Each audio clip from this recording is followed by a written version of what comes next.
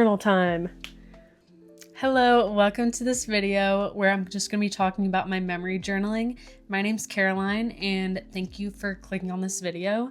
I just want to keep this really casual. It's like one of my first YouTube videos, so I just absolutely love memory journaling. It's one of my favorite hobbies, and I thought I'd just share a little bit about how to get started if you're a beginner and kind of my journey. So yeah, let's just get started. Okay, here's a quick little flip through of my memory journal just to give you a kind of an idea of the kind of journaling that I do and that I'll be talking about. Here's just a couple pages I've done in 2025. So I have some notes up here if you see me looking and reading. I just wanted to start by saying why I started memory journaling, which is because I was looking for new hobbies in my 20s, something to keep me off my phone, something to be creative, and I landed on journaling. And then I stumbled into memory journaling when I started gluing stuff onto a page. So I have 4 different reasons why I love memory journaling. The first is that it gives me confidence that I'm doing things with my life. So what I mean by this is I have always been stressed that I'm not doing enough.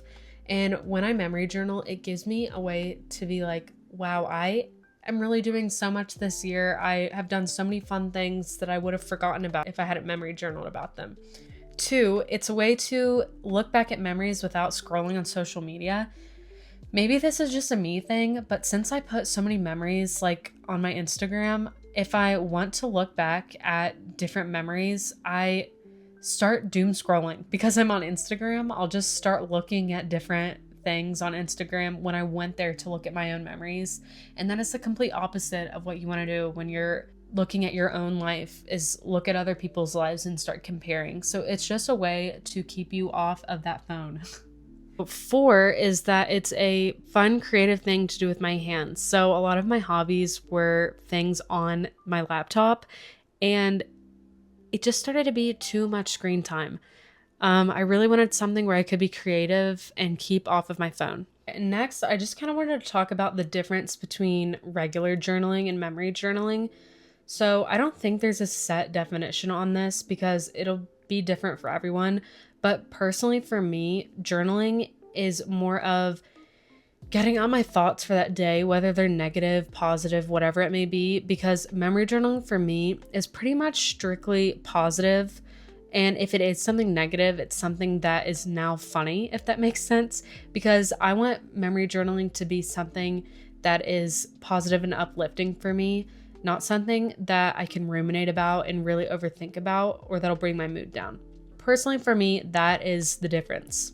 And secondly, the difference with regular journaling and memory journaling is that when I journal, I'm not gluing stuff down on the paper. With memory journaling, I am. Okay, now I want to talk about the different kind of things that I include in my memory journal. So throughout your week or your month or whatever, you're just going to want to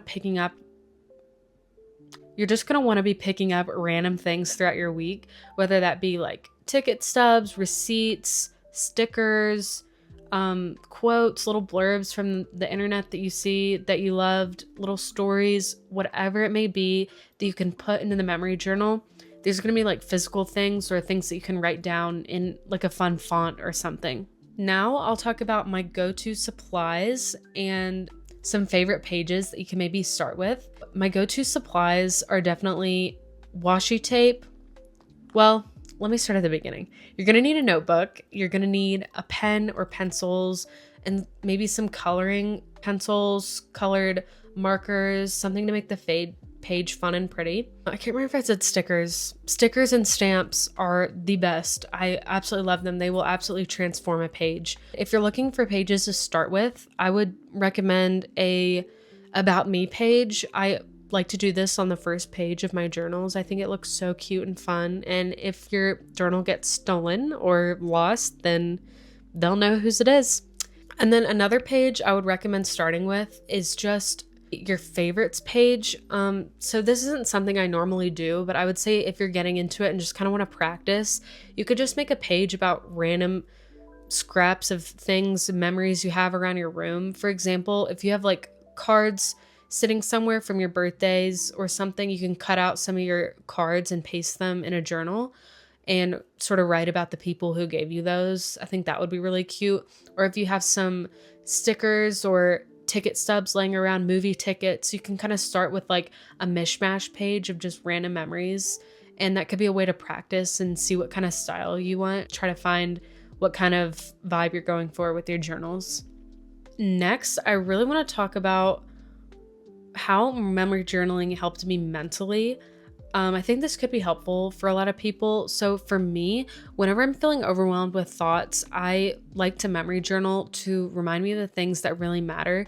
What I mean by this is that memory journaling has really given me a way to be present in the moments and think about the little things of this moment and the people around me and what I want to remember and put into my memory journal, and think about what is important right now. And that might sound really silly to some people because it's like, okay, you're trying to have fun just to put stuff in your memory journal, which, okay, but at the end of the day, it gives you a way, it's a tool, I think, to be more present in the moment, which is always the goal for me.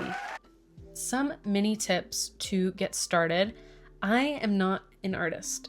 I am not generally like a creative sort of person, in the sense that nobody is gonna look at my art and say, oh my gosh, you're so talented.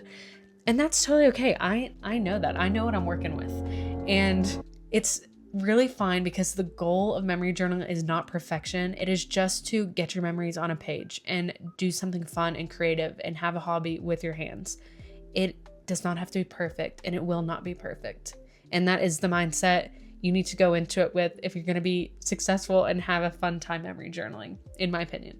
Next, I will say you can definitely use memory journaling the way I do, which is to remember moments from your life and remember people and little things, the small things that have happened. But you can also use this in a more serious or deeper way if you need to cope with things that have happened in your life. You can memory journal about that and then let it go or something like that. I totally think that could be a cool way to get your thoughts on the paper in an artistic way. So lastly, my biggest tip is do not get overwhelmed with the supplies.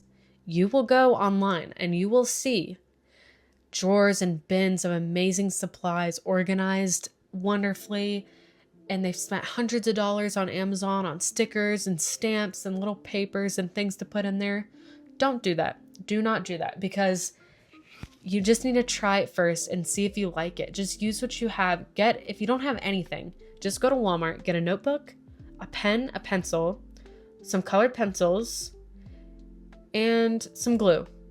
And then throughout the week or the month or whatever, just start accumulating some things that you can glue down onto the paper. You don't need anything extra. Maybe pick up one sticker sheet. That's really all you need. And then as you get into it, as you get into the hobby, if you end up loving it, then you can start accumulating different supplies. Okay, lastly, I just want to say one thing of encouragement, which is memory journaling can be a wonderful hobby and a great tool for somebody who has a noisy mind. If you just need to get things out of your mind and brain dump, this can be a wonderful way to keep your hands busy.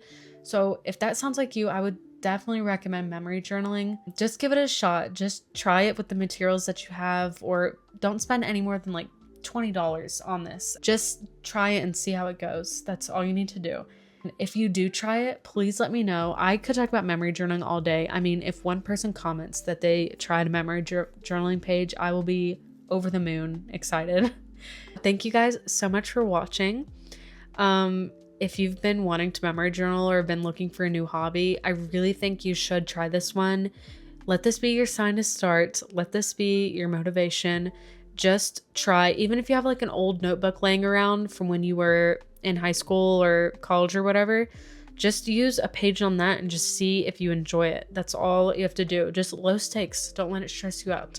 So yeah, let me know if you did try it, and thank you so much for watching this video. Have a good day.